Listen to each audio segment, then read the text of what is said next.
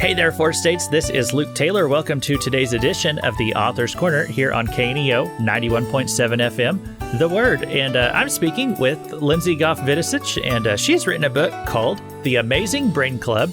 And this is about God's special design for all brains. It's a children's book. And Lindsey, she loves kids. She's a proud member of the Amazing Brain Club. She began her teaching career at a therapeutic childcare center in Seattle, and then spent the next decade teaching kindergarten, first, and second grades. Currently, she's a school administrator and specializes in student support.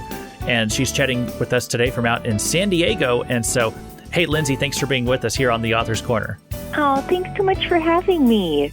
Yeah, so you have this new book out. It's called The Amazing Brain Club. It's published by Zonderkidz Publishers. And to start off, why don't you just tell us what it's about? So The Amazing Brain Club is about how God designed all of our brains differently. So I wrote it specifically with kids who have ADHD in mind, and wanted to give a framework for kids and for their families to understand how the way that our different brains are wired is really something to be celebrated, and that there are some really incredible strengths that come with neurodiversity, with having our brains wired in all different ways. And also wanted the book to be a resource for kids who are neurotypical, like typically developing, to have more compassion and understanding for their siblings and their peers. So it's an exciting book. Yeah. No, that does sound like something that that the world really needs, because there is so much variety out there, and it is that reminder that, you know, the way God made each of us is special and with a purpose. And so, what was it in your life that made you realize that the world needs a book like The Amazing Brain Club?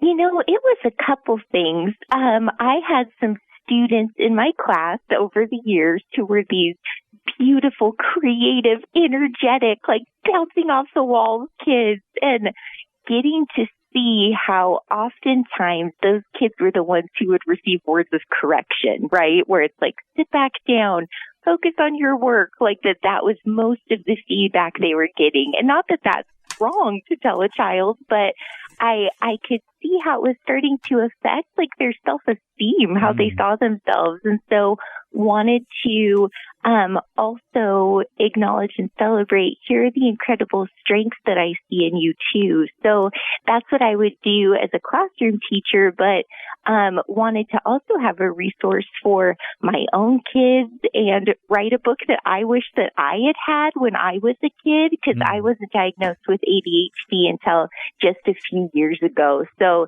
it's just a topic that's near and dear to my heart, and on the teacher side and the parent side, and as a person who also has ADHD. Yeah, and one thing I saw here is you describe ADHD traits as zippy, zappy, and zoomy rather than disruptive. And so is it, kind of thinking about the vocabulary that we use around these things, that probably can make a big impact on how the child is receiving our, as you said, words of correction, or just how we address, some of their needs. Yes. And it's kind of wild when you think about it, with these kids in our lives. I always like to think about how recently they learned how to walk, right? So if you have a 6-year-old who's, struggling in class or having trouble at home, and then you go, man, they've only been walking for 5 years. Like, that is a recent event in their life. So it's easy to lose sight of the fact that kids really need to be taught by us as the grown-ups how to, interact with the world, but also how to see themselves. And the words that we use with them are going to become their inner voice. It's going to be how they talk about themselves or understand themselves. So that's why I wanted to be really intentional with vocabulary that was positive and encouraging, to give this frame around it, that this is not something that's wrong with you. Let's look at everything that is right with you and work with those strengths. Yeah, and so if anybody just tuned in, the book today, it's called The Amazing Brain Club. It's about God's special design for all brains. It's by Lindsey Viducich, and that's who we're speaking to right now. And Lindsey, so one of the first things I saw as I was flipping through the book is pictures of filing cabinets. And from what I understand, like that, you're comparing some brains, how they file information away, to filing cabinets. And then you have other ideas for how to talk about how other brains work. So can you share about that a little bit? Yes. So I wanted to give kid-friendly analogies to describe how different brains process information, because all of our brains do that differently. And so the analogy that I used was file cabinet brains, where, information is organized, very linear. I am married to someone with a file cabinet brain, very, very organized. And then there's the confetti brains, where ideas are just moving around so quickly and flying around everywhere. And it's like a party. And that's the brain that I have, my wiring. So wanted kids to be able to see, here are the differences, but also very intentionally in the book with the illustrator, we worked to make sure that both pages are bright and colorful and whimsical, because we didn't want it to portray like, here's the serious, boring file cabinet brain and here's the fun confetti brain. We wanted both to be shown, really positively, and celebrated as, look, these are just different ways of operating. There's not one that's better than the other, but our amazing brains are really unique in how they understand the world. Yeah, no, I think that is great that you did it that way. And, we kind of talked about this in the interview already about how God is designing our brains differently. But just as someone who works with kids yourself, what would you say to those out there who are pastors and especially children's church leaders, children's pastors, in the ways that they're, dealing with a variety of different types of children? What would you encourage them as far as how they can support families with kids who are neurodiverse and things like that? That is such an important question.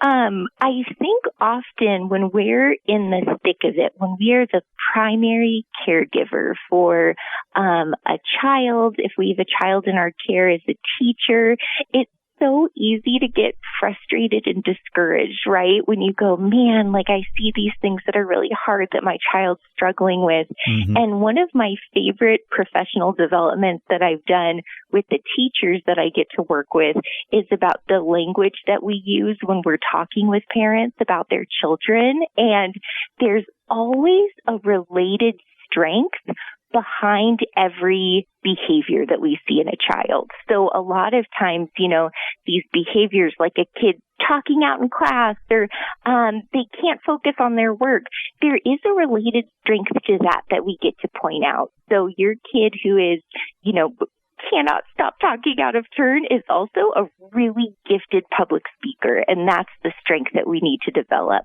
Your kid who is, has trouble focusing on their work, it's because they have an incredible imagination. They are seeing things that other people don't.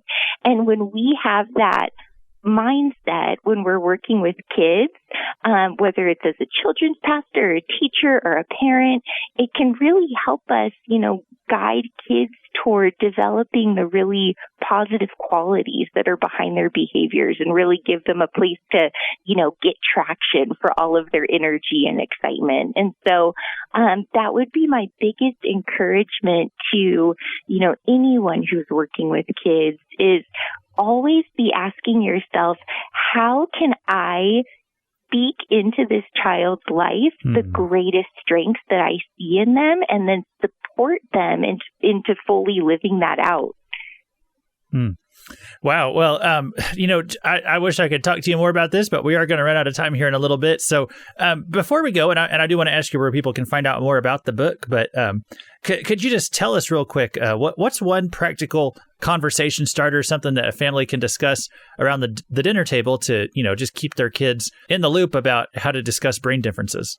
One thing that I really love to ask kids is what their superpower is, because they know, they will tell you. And so I think that that's a great place to start is asking kids, hey, what is your superpower?